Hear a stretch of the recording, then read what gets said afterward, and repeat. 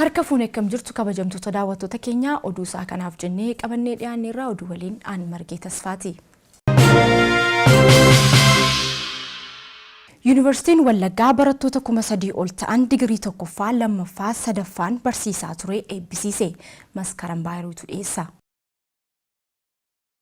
Yuunivarsiitiin Wallaggaa marsaa 15ffaaf barattoota ogummaa garaagaraan kaampaasii Naqamtee Shaambuu fi Gimbiitti barsiisaa ture 3,357 digirii tokkoffaa, digirii lammaffaa fi digirii sadaffaan istaadiyoomii Wallaggaatti haala ho'aa ta'een eebbiseera. Hayyee waaqoomamaa gurraacha garaa garbaa tokkicha maqaa dhibbaalee immoo garaa tariidha. Waaqa sagaltaman garbaa, waaqa torban booranaa, waaqa torban baaleentuu, waaqa shanan gadaa Oromoo, waaqa shanan alangaa Oromoo, waaqa bokkuu shanan Oromoo, waaqa shanan odaa Oromoo, waaqa odaa bultum, waaqa odaa hundaa, waaqa ayyaana Oromoo kan nagaan nu bulchite galansiifa ta'u. Kalnasiifaa ta'u eebban isin eebbisamaa dhugaan garaa ta'a dharaan sulula ta'a hamaan isin hin argin abda tulluu qabate ta'a gamaaf gamanatti ifaa nama tulluu ta'a gamaaf gamanatti mul'adha racha abbayyaa ta'a ammaarraan isin hin fixin bishaan abbayyaa ta'a guddustaan isin hin fixin korma qabe ta'a isa roole ta'a leenca qabe ta'a isa warroole ta'a minaan jiru beela du'a nu ahooshu bishaan jiru dhuga nu ahooshu ifa jiru dukkana nu ahooshu gammachuu jiru gadda nu ahoolchu wajjaalala jiru jibba nu ahoolchu tokko keenya waaqayyo nu haa gargaaru barattoota keenya kaampaasii sadanii dhufanii harasitti eebbisaman kana waaqayyo isaan gargaaru ogummaa isaaniitiin kan biyya isaanii gargaaranii of gargaaranis na haa godhu ilma abbaa gadaas na haa godhu intala abbaa gadaa sinaa haa godhu hamaan garaa hoodha hamaan tulluu gama hoonu hamaan malkaa gama hoonu gaariin gara keenya hoonu tokkummaan keenya tokkummaa kanniisaa haa ta'u kan nu ejjennu waaqayyo waan gaarii nuuf haa kennu arraba keenya waaqayyo akka dammaa walitti nu hamiyeessu.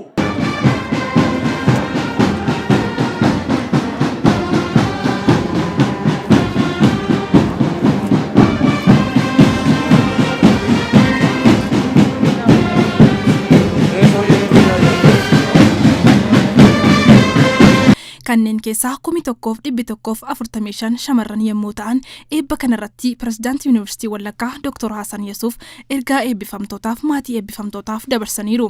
የወለጋ ዩኒቨርሲቲ አስተዳደር ቦርድ ሰብሳቢና የኢትዮጵያ ፌደራላዊ ዲሞክራሲያዊ ሪፐብሊክ የፋይናንስና ኢኮኖሚክ ትብብር ሚኒስትር ዴኤታ እንዲሁም የዕለቱ ክብር እንግዳ እጅግ በጣም የተከበሩ ኦቦ ገላሳ ዲልቦ ሌንጮ ለታና ዶክተር Duraan dursa marsaa 15ffaaf gaggeeffamaa kan jiru eebba kanarratti waamicha keenya kabajanii argamuu keessaniif gammachuu guddaan itti dhaga'ame maqaa kootii fi maqaa hawaasa yuunivarsiitii keenyaaf galata koo isinii dhiyeessa. Kabajamoo eebbifamtoota barattoota keenyaa bu'aa bayii hedduu booda guyyaa addaa kan ta'e guyyaa eebbaa kana ga'uu keessaniif baga gammaddan baga gammanneen isiniin jedha. Yuunivarsiitiin Wallaggaa barumsa qulqullina qabu kennuu fi ogeessota ga'umsa qaban muummeewwan garaagaraan leenjisuun guddina biyya keenyaa keessatti shoora olaanaa ba'aa jiraachuurra kan jiru dhaabbata olaanaadha. Qulqullina barnootaa mirkaneessuuf hayyoota ga'ootaan oomishuu fi ijaarsa dandeettii akka biyyaatti ijaaruun ergama keenya isa guddaadha. Kana gochuuf diinagdee industiriin durfamu guddina saayinsii irratti xiyyeeffannoo kennuun rakkoo hawaasaa fi biyyaa kan hiiknu hojii qorannoo hojjechuu akkasumas hawaasa waliin ta'uun hojjechaa jirra. Waliigala yuunivarsiitiin keenya barumsa qulqullina qabu kennuu, qorannoo fi qo'annoowwan garaagaraa hojjechuu, hojii tajaajila hawaasaaf oolan hojjechuu irratti argama. Kabajamoo eebbifamtoota keenya turtii yuunivarsiitii keenya keessa turtan kan isin koffantan walii wajjin jiraachuu fi beekumsa argattan bakka deemtanitti hojiirra akka oolchitan abdiin qaba. Barri keessan kan bu'aa qabu akka ta'u isiniif hawwaa ammas irra deebi'een baga gammaddan isiniin jedha. Eebba bara kanaa kan adda godhu barattoonni dhibee addunyaa mudate kana keessa darbuun kan eebbifamanii fi mooraa sadan yuunivarsiitii Wallaggaa qabu Naqamtee, Shaambuu fi Gimbiin yeroo jalqabaaf iddoo tokkotti eebbisuu isaa akka ta'es himaniiru. Keessummaa kabajaa kan turan walitti qabaa boordii Wallaggaa yuunivarsiitii fi ministeer daataan walta'iinsa maallaqaaf diinagdee federaalaa Dr. Iyoob Takkaaleny yuunivarsiitii umurii qabu olitti hawaasa naannoo kana jiraniif tajaajila guddaa kennaa jira jedhan. ክቡራን የወለጋ ዩኒቨርሲቲ መምህራንና ሰራተኞች፣ ክቡራን አባገዳዎች፣ ሀደ ስንቄዎች፣ የተከበራችሁ የክብር እንግዶች፣ የተከበራችሁ የተመራቂ ተማሪ ቤተሰቦችና ውድ ተመራቂዎች፣ በቅድሚያ ለ15ኛ ጊዜ ወለጋ ዩኒቨርሲቲ በሚያከናውነው በዚህ ደማቅ የምረቃ ስነ ስርዓት ላይ ንግግር እንዳደርግ በመጋበዜ የሰማኝን ከፍተኛ ደስታ መግለጽ ፈልጋለሁ። Aanaan pirezidaantii Yuunivarsiitii Wallaggaa Dr. Malkaa Hiikaa akka jedhanitti sababa COVID-19 barnoota addaan citee ture yeroo gabaabaa keessatti xumuranii barattoota eebbisuuf hawaasa naannoo yuunivarsiitichaa galateeffataniiru. Barattoota eebbifamanii fi maatii barattootaan baga gammaddan jedhaniiru. Ijoolleen bara kana eebbifamanii waadaadha. Maatiin isaanii hawaasi immoo biyyi kunis kan isheen jara kanatti dadhabdee kabaratan gootee fi beekumsaaf ogummaa kanarraa argamuun biyyicha akka tajaajilamuuf egaa eebbifamtooti keenya kana beekanii adaraa galfatatti kenname kana fiixaan baasuuf of kennanii utuu iddoon filatiin utuu haalli isaan hin daangessin utuu hojiin filatiin hojii hojjechuu danda'an hojii argame carraa hojii argametti maayii ba'anii ofii isaanis maatii isaanis hawaasa isaanis akka isaan tajaajilaniin jedha. Namoota seenaa yuunivarsiitichaa keessatti bu'aa guddaa buusanii fi tajaajila hawaasaa garaagaraa hojjechuun beekaman Dr. Ifreem Maammoo fi Dr. Kanaan Ambaalaaniif waraqaa beekamtii kan kennaniif yommuu ta'u barattoota qabxii olaanaa galmeessanis badhaasa meedaaliyaa badhaasaniiru. Akka yuunivarsiitichaatti barattuu qabxii olaanaa galmeessistee barattuu Burqituu Malkaas badhaasa geebaa badhaasaniiru.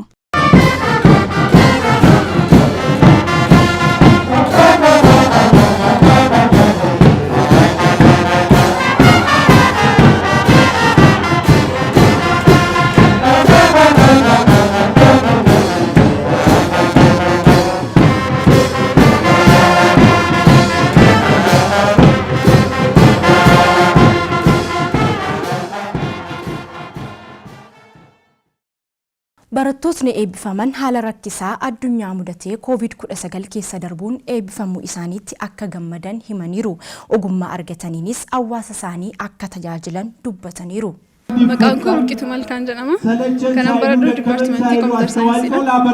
Xiyyaanni galmeessisee 3.98dha.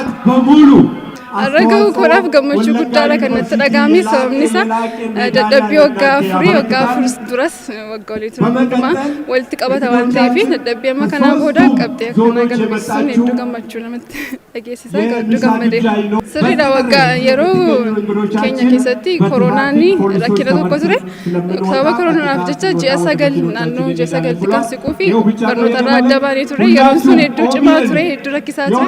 Sababni isaa of akka qopheessineefis of akka dhiisneefis chaalenjii yeroo nama godhu ture. Garuu yeroon sun darbee boodarra immoo deebinee yeroon isaa gabaabaa ta'uyyuu malee ji'a 2 keessatti akka itti xumuruu danda'uu keenyaaf hedduu gammadeera. Sanbaradhe kanaan barumsichas galee filannoo koodha waan ta'eef barnoota hedduu jaalladhudha. Anis sanbaradhe kanaanii hammanaaf danda'ametti hawaasa keessatti rakkina arguu irratti furmaata fiduudhaa fi gama koodhaan wanta narraa ta'e gama ba'uudhaaf fedhamuudhaan qaba. Guyyaan irraa guyyaa addaadha. Maaliif guyyaa itti firii keenyaa isa galma guddicha ittiin geenyedha. Kanaaf anaaf akka kootti guyyaa addaadha. Eebbifamtoota kaaniifis guyyaa addaadha jedhee nama. Tole akkuma beekamu rakkoo guddaan akka addunyaatti mudateera. Dabalee rakkoon kunis gama adda addaatiin saayid effeektii hedduu uumee ture. Nutis barattoota irratti barattoota eebbifamtoota bara kanaa irratti mooraalii keenya amma ta'e hin miidhagdee yaada. Kanaaf rakkoo kana keessa ceenee har'a ga'uu keenyatti guddaan itti gammada. Maaliif obstaakilii hedduutu jira. Galma kee bira yeroo geessu daandii dheeraa deemtee bira ga'uuf yaalta. Yeroo kana obstaakilii hedduun nama eeggachuu danda'a. Isa kana immoo obstaakilii hedduu isa xixiqqaas ta'e guddaa nama daangessuu kan danda'u jiru. Kanaaf isa kana irratti tarkaanfannee sadarkaa guyyaa har'aa kana geenyerraa gammachuu guddaatu natti dhaga'ama. Yuunivarsiitiin Wallaggaa hojii baruuf barsiisuu cinatti hojii piroojektota tajaajila hawaasaaf oolan bara kana keessaa hojjetaman qaamota garaagaraan daawwatameera. Gammachuu Misaaqeetu dhiyeessa. Yuunivarsiitii Wallaggaa hojii baruuf barsiisuu cinatti pirojektoota tajaajila hawaasaaf oolan bara darbee fi bara kana keessa hojjetamaa turan eebbisiisuun tajaajila hawaasaaf akka oolamu godheera. Rakkoon hawaasaa furuuf jecha bu'aawwan qorannoo argame bara 2012 keessa qorannoowwan 210 fi bara kana hanga ji'a 6tti qorannoowwan 195 gara pirojektiitti jijjiiruun hojii keessa seenaniiru. Isaan keessaa tokko sheediiwwan 75 ta'an tajaajila daldalaaf kan oolan maatii misoomaaf jecha lafa isaanii yuunivarsiitichaaf kennaniif hojjetamee xumuramuun namoota kanaaf kennameera. Pirezidaantii Yuunivarsiitii Wallaggaa Dr. Hasan Yuusufii fi walitti qabaan boordii Yuunivarsiitii Wallaggaa fi Ministeera Deetaa Walta'iinsa Maallaqaaf Dinagdee Federaalaa Dr. Iyyoob Takkaaleny bakka argamanitti eebbifameera. Hojiiwwan tajaajila hawaasichaaf oolan kan yuunivarsiitichi hojjechaa jiru ijaarsawwan garaagaraa daandii koobilii kiiloomeetira 1 mana barumsaa bultii addaa fi giddugala injineringii magaalicha keessatti argamu daawwataniiru. Kaayyoon daawwannaa kanaa hooggantoonni olaanaa yuunivarsiitichaa pirojektiiwwan tajaajila hawaasaaf oolan maalirra akka jiru daawwachuuf akka ta'e pirezidaantii yuunivarsiitichaa Dr. Hasan Yuusuf himaniiru. Egaa yaa'u akkuma argitanitti sheedonni nuyi har'a jalqaba irratti daawwanne ijoollee hojii dhabaa ta'anii dargaggeessa barataniis tun barataniis haa ta'u keessumaa immoo maatiin isaanii yeroo yuunivarsiitiin keenya kun asitti ijaaramu waggaa 10 dura lafa sana fedha isaaniitiin yuunivarsiitii filatanii achirra kaa'anitti jiru. Dargaggoonni maatii sanarraatii maddanii kan hojii hin qabne waan baay'ee jiranii fi sheedii kan hojjenne gara fuulduraatti immoo biizines pilaaniinis qophaa'eeraa fi karaa isaan ittiin biizines pilaanii kana immoo waalqoo wajjiniin walitti qabsiisnee liqii akka isaan argatan goone sheedii tokko sana keessatti nama 5 ijaaramanii jiru. Akka isaan achi keessatti biizinesii jalqabanii hojii uummatanii jechumaanis giraajuwaalii immoo galiin isaanii dabalee mataa danda'a guddataa akka isaan deeman gochuu fi yaa'u gaama dandeenyetti akka yuunivarsiitiitti gorsaanis bira dhaabanna jechuudha hanga dhumaatti gorsa biizinesii irrattis gorsa ogeessonni jiru ijoolleen gara naannoo biizinesii irra dipaartimentii hedduu qabna ogeessota hedduu qabna waan ta'eef itti siqeenyaan dargaggoota illee deeggarree akka isaan guddataa deeman gochuuf jechuudha. Daawwannaa keenya doormii barattoota qofaan kan ilaalle meen kaampaasiitti gara pirojektii 4 ilaalleerra. Pirojektiin jalqabaa post graduate building kan barnoota maastersii fi PhD sana wajjin qabsiisee darees laaboraatooris ta'uu danda'u akka biiroottis tajaajilu multi purpose multi story building jechuudha hanga gamoo dheeraa tiwin biildingii kan waan 10 daraja of keessaa qabu jechuudha. Ground plus 10 kan ta'e mainly post graduate buildingiidha. Waan hunda barumsa post graduate wajjin qabsiisee karaa guutuu ta'een sarviisiin achi keessatti akka kennamuuf yaadameeti. Kaayyoon har'a mainly kaayyoon inni guddaa kan ture eebba ijoolleedha. Ijoollee eebbisiisuuf kanaaf immoo keessummoonni kan hoogganan boordii qabna boordii yuunivarsiitii boordii bulchiinsa yuunivarsiitii jira Finfinneedha yeroo baay'ee kan jiraatanii eebbaa fi keessummoonni kun fi miseensonni boordii keenyaas jiru. Kanaaf hojii yeroo baay'ee riippoortii walgahii irratti achumatti hidhanneeti yoo innis biiroomatti irra riippoortii dhiyaata ture.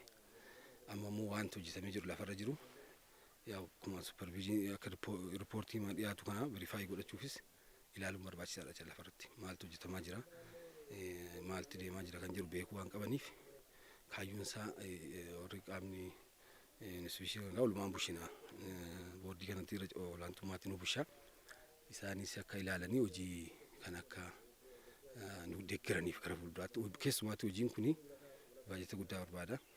Isa argitanii pirojektiin kun qaamni olaanaas argee sirriitti hojjetaa qabnu sirriitti fayyadamaa jiraachuu keenya akka ilaalu yoo hanqinni jiraates akka nu deeggaru gara fuulduraatti kanaaf jedhamee karoorfame jechuudha. Kun intarpiraayiziidha. Intarpiraayizii madda galii yuunivarsiitiidha. Baajeta mootummaa qofaan hin danda'amu gara fuulduraatti maddas galii qabaachuu qaba akka yuunivarsiitiitti. Kun immoo akkuma argitanii oomisha adda addaa farniicharii kan laabiifis ta'u kan biiroofis ta'u amma immoo gara farniicharii qonnaattis ce'aa jira. Kana qofa jechuun sarviisii tiraanspoortii yuullaataa manni kun baasii qaba. Baasii magaalaa qaba. Gara fuulduraatti babal'isuu yaadnee jirra jechuudha. Gara horii furdisuutti aannan oomishuutti fi akkasuma biizinesii adda addaa yaada dhiyaataa jira. dhaqee kun madda galii ta'a. Madda galiidha. Enterprise madda galiidha. Galii keessoos ta'uu danda'a. Dhaqee immoo kanuma mootummaa qofatti forever hirkatanii institution guddisuu hin danda'amu. Amma tokko baajata of deeggaruu barbaachisaa jira of oomishne. Kanaaf sanaaf hidhamee akeekamee kan hojjetamaa jirudha. Ganaa babal'ata. Ammaaf jalqabbii irra kan jiru. Yaa hojii babal'aa hojjetaa jira akkuma argitan kana. Hojiin kun dhaqee itti fayyadamu hawaasaa naannoo kanaaf oola. Guddina faayidaa uummata keenyaaf oola. Guddina biyya keenya misooma biyya keenyaaf oola waan ta'eef qooda fudhattoonni as keessatti hedduutu jira. Kan biyya keessa jiranis kan nu deeggaruu barbaadan hojii hojjechuu barbaadan kan wajjin hojjetan kan biyya alaas keessumaa immoo dhalattoonni biyya naannoo kanaa hedduutu jira biyya alaa keessa. Kan yuunivarsiitii keenya wajjin hojjechuu danda'an karaa hundumaatiin asillee dhufanii waan hedduutiin waan nu yaadne kana keessatti nu deeggaruu danda'an. Kanaaf kan biyya keessa alas jiranii keessas jiranii akka dhaabbataattis akka dhuunfaattis akka nu wajjin dhaabbatanii hojii kana waliin hojjennu kan wajjin dhaamsa dabarsuu barbaada. Ittaanaan pirezidaantii damee qorannoo tajaajila hawaasaa fi walta'iinsa industirii Yuunivarsiitii Wallaggaa Dr. Diribaa Dhibaa gama isaaniitiin akka jedhanitti Yuunivarsiitii Wallaggaa keessatti rakkoo hawaasni naannoo kana jiraatan qabu furuudhaaf qorannoowwan gaggeessine gara piroojeektiitti jijjiiruun hojjetamaa jira jedhan. Hojiilee gurguddoo sadii piillaarii sadii irratti hojjetaaf jalatti dameen qorannoo keenya tokko qorannoodha. Qorannoo irratti piroojeektota adda addaa piroojeektota riisarchii biyyaaf bu'aa buusan jedhame rakkoo furan jedhame yaadamu qorattoota adda addaa kan hirmaachisu ogeessota yuunivarsiitii keessaa barsiisotaa fi qorattoota qaxaraman isaan kanatu qorannoo irratti gaggeessaa. Inni kun temaatikii yookaan kallattii xiyyeeffannoo yuunivarsiitiin kaawwate irratti hundaa'ee rakkoo biyyaa irratti hundaa'ee akkasumas kallattii xiyyeeffannoo saayinsii fi teknooloojiin biyyattii biyyoolessaa kan irratti hundaa'ee rakkoo adda ba'e irratti rakkoon adda ba'e immoo tartiibaan taa'ee kamtuu atattamaan furamuu qaba kamtuu booda irratti dhufamuu qaba kan jedhu kanaan sadarkaa caaseffama waajirichaatiin hojjetama jechaadha. Piroojeektota hedduutu raan ta'eera. Piroojeektota hedduutu hojjetameera. Fakkeenyaaf 2012 keessa piroojeektota 200 piroojeektota riisarchii 200 karoorfannee 205tu 210tu approve ta'e. Baay'een dhiyaatee calalamee kan kufee hafee kan approve ta'e piroojeektota 210 jechuudha kan 2012. Kan baranaa karoora ji'a 6 keessatti piroojeektota qorannoo 500 kan ji'a 6 kan karoorfanne kan waggaa 210 jechaadha karoorri keenya 2013. Yennaa ji'a 6tti qoonnu evenly distributed naa goonu 500 ta'a karoorri ji'a 6. Amma 195 approve ta'ee xalaan qorattoota qaqqabeera gara hojiitti akka seenan. Almost karoora waggaaf qabnu duuchachuutti deemneerra jechuudha. Gosa qorannoo adda addaatu hojjetama. Gosa adda addaa qonna irratti, fayyaa irratti, hawaasa irratti, barnoota irratti, injiineriingii irratti gosa adda addaa akkuma fiildiin bal'atu, akkuma rakkoon baay'atu, akkasuma piroojeektii sunis sanarratti qooda fudhataniiru. Bara kana keessa piroojeektoonni 58 wal xumuramanii tajaajila hawaasaaf akka oolanii fi ammas piroojeektoota 90 keessaa 55 hojiitti seenuun hojjetamaa jiraachuu Dr. Diribaan himaniiru. Yuunivarsiitii Wallaggaa sanyii filatamaa ta'e baay'isuun qonnaan bultootaaf raabsaa akka jiruu fi dargaggoota hojii dhabeeyyiif carraa hojii uumuuf shediiwwan 75 ijaaruun hojiitti akka seenaniif hojjetamaa jira jedhaniiru. Oduu biyya alaatiin Koongootti dooniin dhidhimtee lubbuu namoota 60 galaafatte dabalata qabna. Dimokiraatik Rippaabilik Koongootti dooniin dhidhimtee lubbuu namoota 60 yoo galaafattu namoonni 100 ammoo achi buuteen isaanii dhabameera. Doonittiin humnaa ol namoota feetee kan turte yoo ta'u galaana Koongoo keessatti kan dhidhimte. Balaa kanaan lubbuun namoota 60 olii darbuu aangaa'onni Dimokiraatik Rippaabilik Koongoo ibsaniiru.